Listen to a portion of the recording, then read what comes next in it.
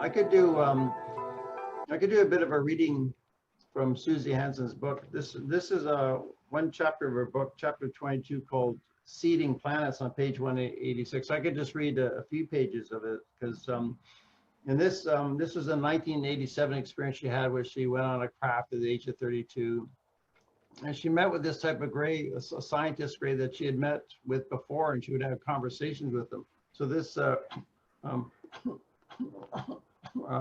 relates to what we're talking about. So I'll just do a bit of reading for this and we can talk about it. So she says, this is again her book, The Dual Soul Connection. She says, mixed species gray scientist, a geneticist I had met on other occasions, took me into a room in the genetic research area of the craft. So she would often be picked up on a small craft like a flying saucer and then taken up to a huge craft, probably above the atmosphere. She said, we engaged in intense conversations over the years, and they always welcomed my questions, challenging me, provoking me into lateral thinking. His openness allowed me the freedom to argue and banter with him without feeling daunted by the gray's greater knowledge base. And a wide-ranging conversation took place between us on this occasion. He wanted me to understand that the grays are not just conducting research with our planet and race. Their research is far-reaching. They and the species they are linked to are master geneticists in comparison to humans. Rows of tall, white columnar pedestals were spaced evenly across the room, each around 80 to 100 centimeters in height. Large clear glass cylinders stood on top of each pedestal, in which fetus-like bodies and a variety of species or creatures were suspended in fluid. The scientists explained the pedestals contained complex monitoring equipment to ensure the fluid around each different fetus was maintained at the right temperature, with appropriate ingredients, and tubes extended from inside the white pedestal into the cylinders and attached to the bodies. The scientists stated, many humans involved in their scientific research have provided genetic material, and some of this is used to create new species or enhance existing ones, but only if the souls of the donors give consent. This is something Ian Holling talked about in previous videos, how consent is always sought and given. However, I queried the use of human genetic material to create species that many humans would consider to be Frankensteinish. He responded that these new species containing human genes were not being created for our planet, but would be taken elsewhere. Again, I questioned the wisdom and morality of this, considering the human genes belong to Earth. Was this akin to playing God? He countered this, challenging my perspective and focusing on the other genetic origins of the particular fetus we were observing. Those genes came from elsewhere, so why shouldn't the newly created species be dispersed throughout other suitable planets? Their genetic research also aims to correct genetic faults within the species, and use the example of how human genes may contain predispositions towards certain diseases, conditions, or inherited traits. These same kinds of weaknesses or faults occur in the genes of other species. The grays are working to create, not perfect, life forms, but mixed species with genetic modifications that enable them to survive well on certain planets. Similarly, they aim to create a better quality of life for some individual species through genetic modifications according to their home environment. All of these fetuses were being produced to survive on planets in certain locations in the galaxy, and in particular, in climates or environments the grays have already studied in detail in preparation for seeding those planets with new life. So this is very big and profound. They talk about going across the entire galaxy. We walked slowly from one cylinder to the next, examining the features of each fetus. Some clearly had gray characteristics, while others were distinctly different in every way. One particular caught my eye, and I was curious about it, at the same time taken aback by its appearance. The head was overly large with an elongated skull, enormous eye sockets. However, the body was small and fragile looking. He seemed incongruous and wondered how big This seemed incongruous, and I wondered how big the species would grow, how the torso would support this large skull. The gray was amused by my naive thoughts, remind me that I have had children and should know that the human fetus has a large head and small body initially, but eventually the human form becomes proportioned over time. So he stressed this research is universal in nature and humans are not special. So I think a lot of us think, well, the earth belongs to us, it's our human beings, it's our planet, and aliens shouldn't be messing with it. But his point is, well, humans are not special. Susie says, I queried whether this was interference and what gave them the right to create species, or even consider that a species might need improving.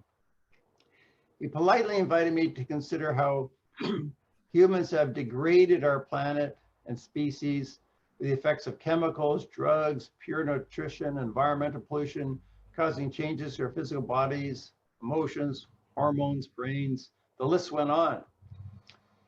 So Susie says, he says, come on, think, you can do better than this. He's sort of telling me off. There are other species that have created problems in their evolution, and we are assisting them. We don't just improve the species, we help to improve the state of the planet as well.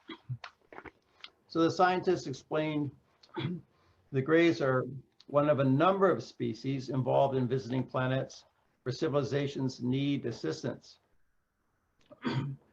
They're able to aid what he referred to as the two systems, the planet itself, which they see as a living entity that can be healed and modified, as well as the species that inhabit the planet. They're not just helping humans, but other creatures on our planet as well. And he made an aside comment that resonated with me, that many humans fail to realize the value of their companion species. Extinction of species can be through human-created causes, such as loss of habitat and toxic pollution, or maybe a natural course of evolution where the demise of some species is replaced with newly evolving ones. We moved along the rows of glass cylinders and stopped in front of another one. A new revelation struck me as I stared at the creature and recognized a genetic input, possibly from a familiar animal. It resembled an ox. They were not just developing mixtures of what many humans would consider high intelligence species, but they're incorporating Earth's animal species in the mix as well. When this realization occurred, the scientists immediately began a different form of communication with me, as if to address any wild speculations or assumptions on my part, a kind of instant filtering effect through my mind. He quickly force-fed a great deal of information through my mind concerning the wider genetic programs and the way they are seeding or assisting other planetary systems. I consciously registered what I have the capacity to understand, and what was beyond me sank into my subconscious. Finally, he told me what I had understood was sufficient at this point. It was quite an experience. He commented that humans must eventually evolve past our belief that we are superior to other species on our planet. The Greys and their associates recognize the soul status of other non-human creatures, and they are aware the soul source can choose a life in any form, including an animal, if the learning gained from that incarnation is useful or evolutionary. The new species they create are life forms in which souls can choose to incarnate, providing experiences and opportunities for spiritual and soul development in an ever-expanding universe. So think about that, the ever-expanding universe, and they're kind of seeding life everywhere. These comments open new questions in my mind around how these newly created life forms become available to soul sources in the field of consciousness, and how the Greys and other extraterrestrial species may facilitate this. The scientists also sought to expand my thinking by discussing their vast gene bank, how this relates to human survival and that of other earthly species. My understanding up to this point had largely related to their contact with our planet, but the Grey told me their programs not only extend throughout the galaxy, but even into other dimensions and states of existence. We humans are only at the very initial stages of even considering life could exist elsewhere, let alone in another parallel or other dimensional reality. You stress it is imperative to understand their advanced level of research ensures species survival, particularly on planets with civilizations tending towards retrograde. No matter what humans may do in the future to our planet and civilization, the Greys have already selected, collected, and studied human and other genetic material in order to ensure the continuation of our Earth species. They can accomplish this either through genetic reproduction, intervention, alteration, or by introducing genetically engineered human mixed species life forms to other planets if need be. That's good. So he expressed concern about our potentially destructive course of development and outlined future possibilities on our planet which will cause many humans' lives to implode. So he's got 3 points here. The first is widespread chaos will eventually cause people to become insular and concerned only with their day-to-day survival. I think of, the effects of COVID in the last year. He says this will create what he referred to as a dead stage on the planet, as focus becomes confined and self-centered rather than global. And the second point is many people will stop looking outwards for a period of time. They will not want to even think about space or what species could be out there. And his third and last point is the human psyche will experience global despondency, and people will be at a loss to know where to go, even physically, geographically, or where to turn for assistance and guidance. And then she carries on. However, their hope is that this will be followed by a slow upswing of recovery and forward momentum again. Things will start to recover. There will be a deeper examination of the possibility of life elsewhere. May also be scrutiny of those who state they have already had contact with extraterrestrials. And we must be prepared for this. He explained, I need to continue to live my life up until that point without worrying unduly about the future. So then she says, when an examination of the concept of extraterrestrials visiting our planet occurs, there will need to be people who have this greater understanding of what these extraterrestrial groups have sought to achieve. The Grey outlined how in my later life, I would become a conscious observer, taking an increasing interest in current affairs and spending more time each day following what is taking place in other parts of the world. They will monitor a variety of human perceptions and perspectives through humans like me. And he reminded me the Greys have taught many humans to analyze using a variety of energetic senses to read between the lines of what leaders, politicians, and so-called experts are saying. So this is like people like us. She continues, we will need to become aware of overlaying agendas, humans against humans, humans harming humans. And I understood only too well it was a different kind of human survival he was describing now, with an accompanying sense of deep sadness from him. His stream of telepathy fell silent momentarily, and I became aware of a spark of light in the air between us, which emerged from his forehead. So Susie is thinking, it's moving towards my head. I'm stepping aside. He says, no, don't step aside. Stay right where you are. It's going into my left temple.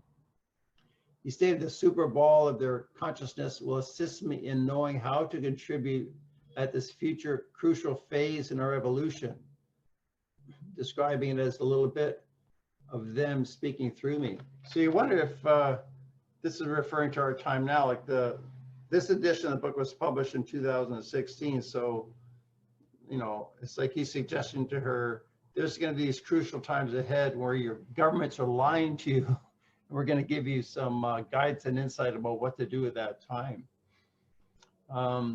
Yeah, so we can have some discussion. Thanks for listening to my reading. I know generally you can't read too long, it's boring, but her book is so well written and so vital, like every paragraph packs so much information. Highly recommend the book. I'll put a link below this video. You can get it off of Amazon, The Dual Soul Connection.